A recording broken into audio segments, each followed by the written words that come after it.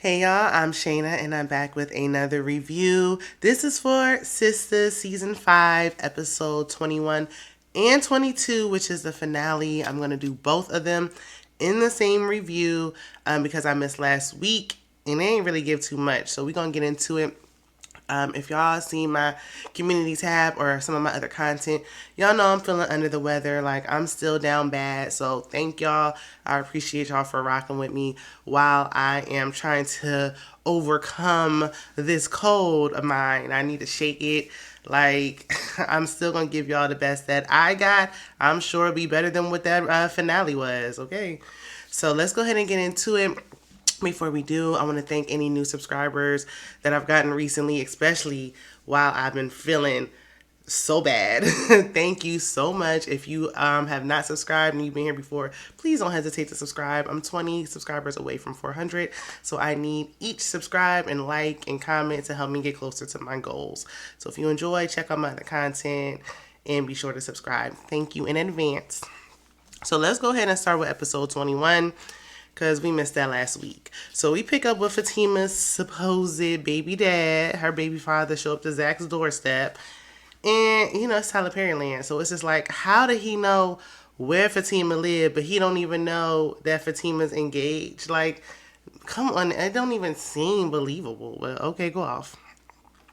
So the baby father said that their son is 9, and she basically just abandoned him and just left.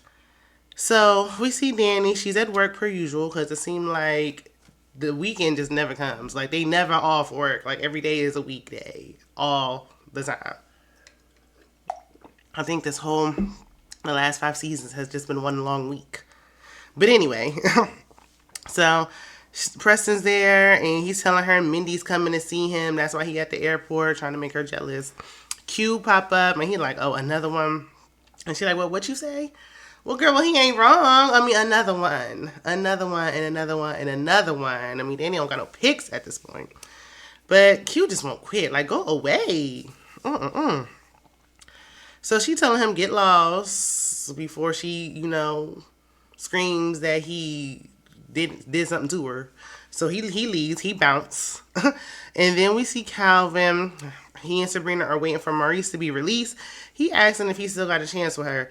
I wish he would just be honest and come clean and say, look, Calvin, I only like you as a friend. Like, put this to bed. Like, let him be there as a friend.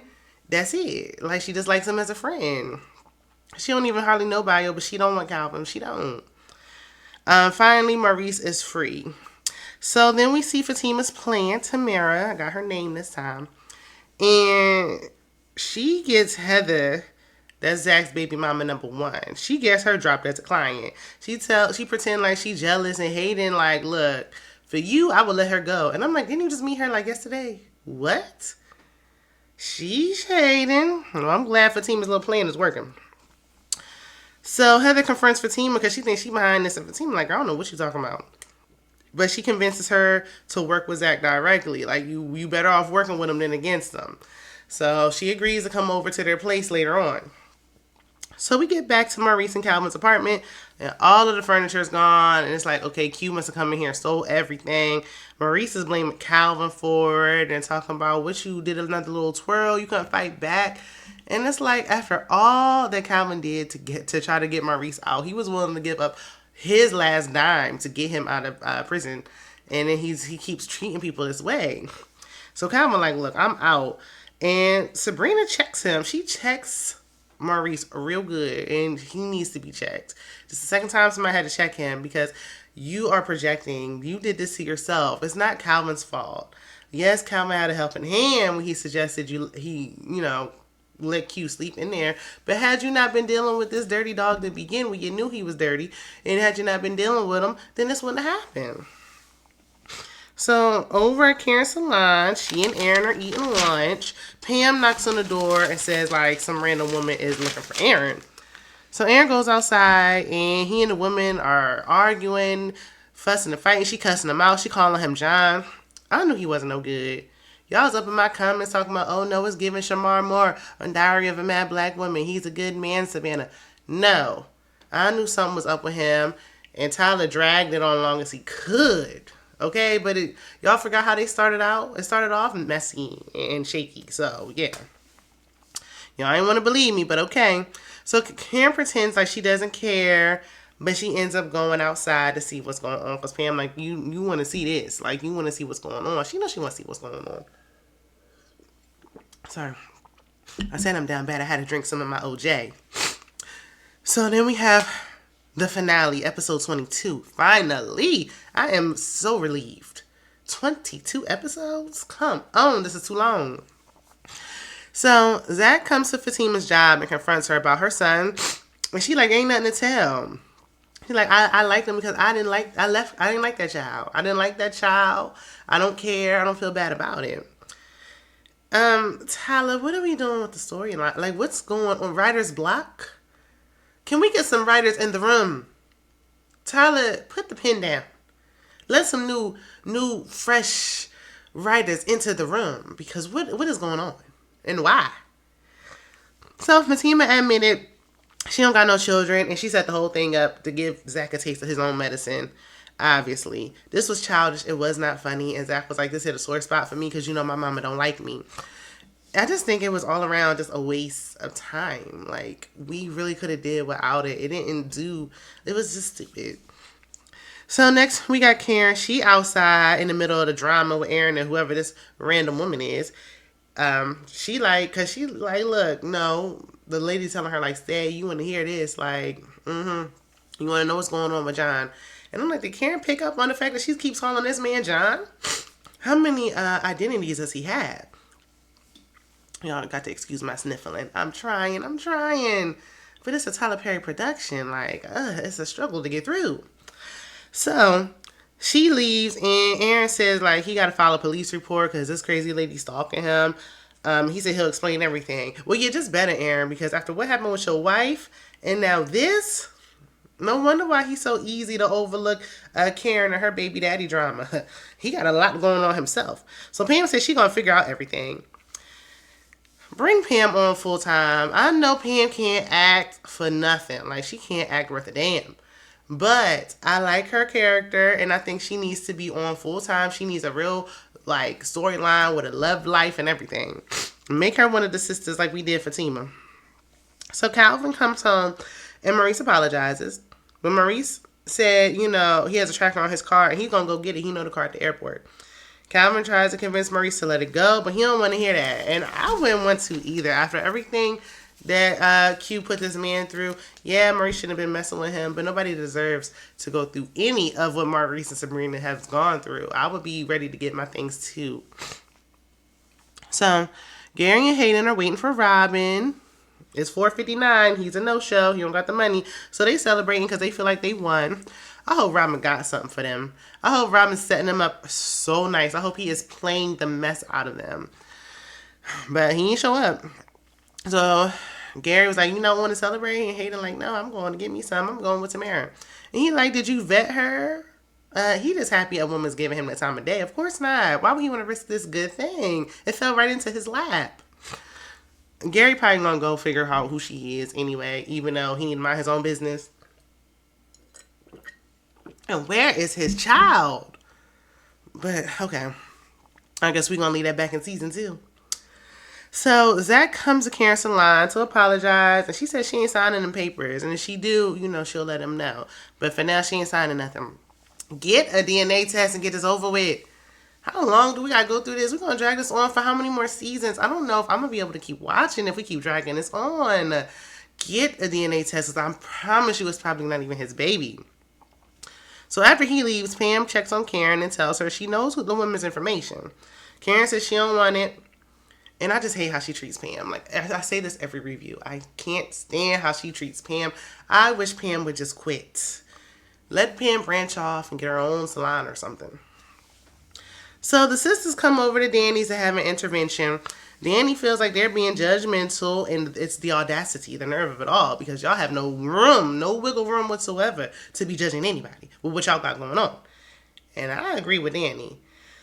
But I see where they coming from.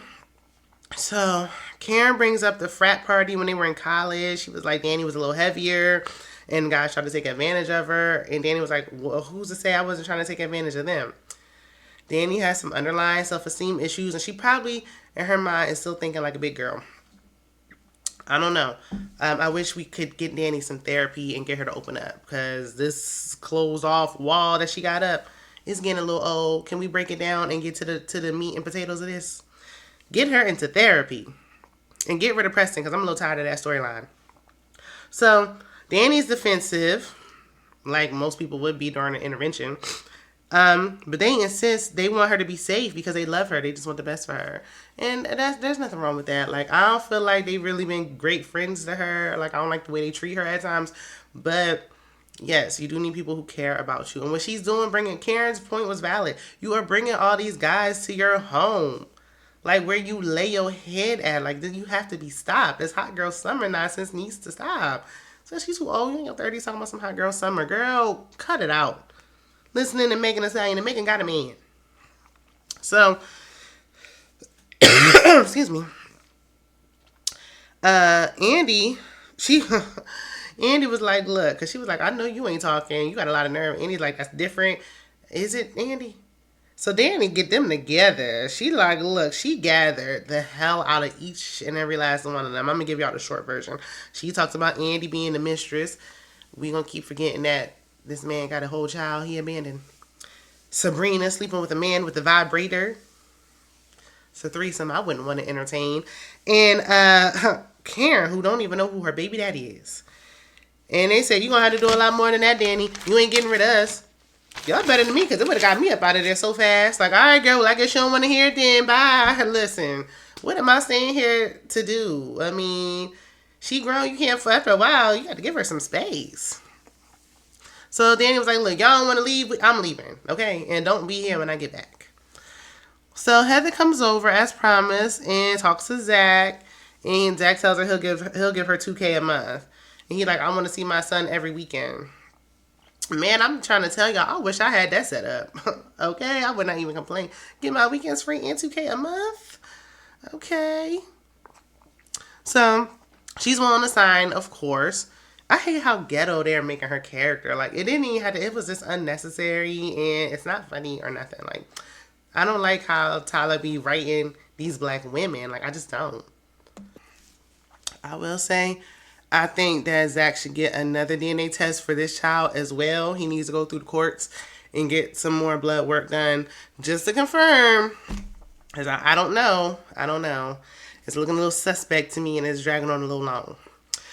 So Preston calls Dani. She's driving with no destination. Tells her he left clothes at her apartment. And she like, look, I'm going to put them in a box to the left. Everything you own going to be in that box to the left. Can we wrap this up? Can we wrap it up? We didn't see Mindy or nothing. So let's wrap it up. Moving on. Maurice is in the parking lot waiting on Q. And he demanded his car keys. Q said, I ain't giving you nothing. And Maurice like, did you forget that I got you together the last time? And Q said, well, I'm ready for you this time. And pulls out the strap. So they get to tussling because Maurice has just had enough. And we're left with a cliffhanger. That's where the season finale ends. And boo, tomatoes, like F-. Tyler, if you need some fresh ideas, like, just give me a call, okay? Reach out. We the people want to help, because you going to start losing viewers, because what's going on? What is this? Listen, y'all let me know what y'all think about this season finale. Are y'all going to watch Sistas next season? Let me know. Drop down in the comments. I'm going to try to get out Married at First Sight review today as well. I would say pray for me, but people be praying on your downfall. So just wish me well, and I hope I'll be over this cold with the quickness. Other than that, don't hesitate to like, comment, share, and subscribe, and I will see you in the next one. Bye.